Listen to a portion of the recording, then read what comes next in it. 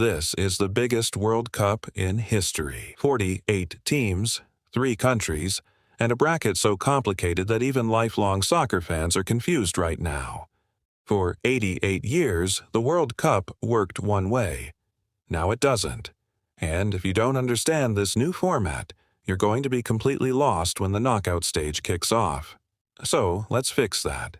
In the next few minutes, I'll break down exactly how this tournament works, why FIFA almost picked a format that basically invited cheating, and what happens when a team finishes third and still gets to keep playing. Yeah, third place, still alive.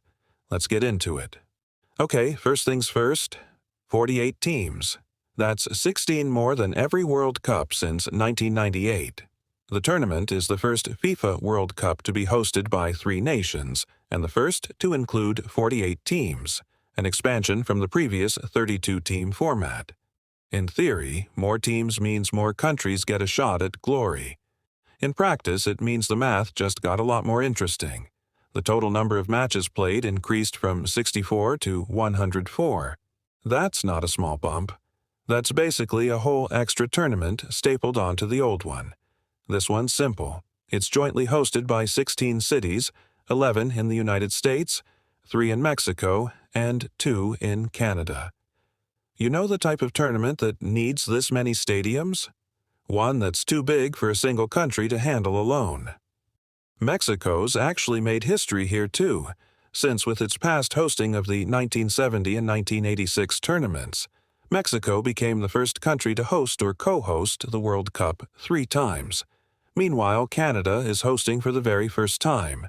Big debut. Here's where it gets interesting. Instead of 8 groups of 4 teams, like the old format, we now have 12 groups of 4 teams. Every team plays 3 group matches, 1 against each of the other teams in their group. Win, you get 3 points. Draw, 1 point each. Lose, nothing. Simple enough so far. This sounds simple. It isn't, because what happens next is where things get weird. Normally, the top 2 teams from each group move on. That's 24 teams right there. But this year, FIFA added something new. The 8 best third-place teams across all 12 groups also advance. That's right, you can lose more games than you win in the group stage and still make the knockout rounds, as long as your numbers are better than the other guys finishing third. It's a little like getting a wild card in playoffs. If your group is brutal, tough luck. If your group is weak, you might sneak through on a technicality. Ruthless? A little? Realistic? Also, yes. So, how does FIFA decide which 8 third-place teams make it? They rank them, first by total points, then by goal difference, then by goals scored, then, and this is the part people don't expect, fair play record, meaning fewer yellow and red cards, and only if teams are still completely tied after all of that does it come down to a literal drawing of lots. Basically, be disciplined and score goals. Boring advice, but it works. Here's a fact that'll make you appreciate this format a little more. The expansion to 48 teams had already been approved back in 2017, when it was initially decided that the tournament would include 16 groups of 3 teams, with the top 2 from each group progressing. Sounds fine, right? Except the critics quickly pointed out a massive problem.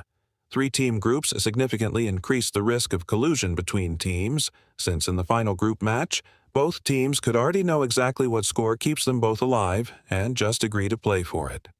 FIFA scrapped the whole idea and landed on the format we've got now. Good call, honestly.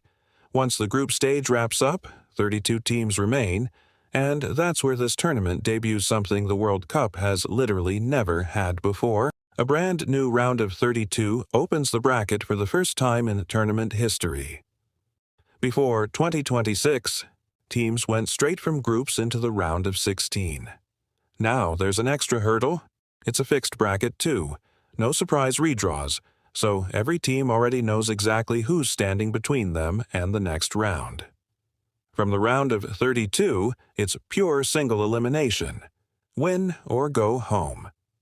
Round of 16, quarterfinals, semifinals, a third-place match, and finally, the final itself, happening at MetLife Stadium in New Jersey, And because the field is bigger this year, the eventual champion has to survive one more match than ever before. 8 games total instead of 7.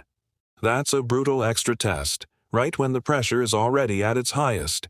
So here's the big idea, boiled down into one sentence. 48 teams, 12 groups, third place isn't a death sentence, and everything funnels into a brand new round of 32 that's never existed before. That's the whole format. This tournament rewrote almost a century of World Cup tradition in one move, and honestly, it's going to change how upsets happen for years to come. So here's my question for you. Does a bigger World Cup mean better soccer, or does it just mean more mediocre teams sneaking through on a technicality? Drop your take in the comments, and if this actually made the format click for you, subscribe, because we're breaking down every twist of this tournament as it happens.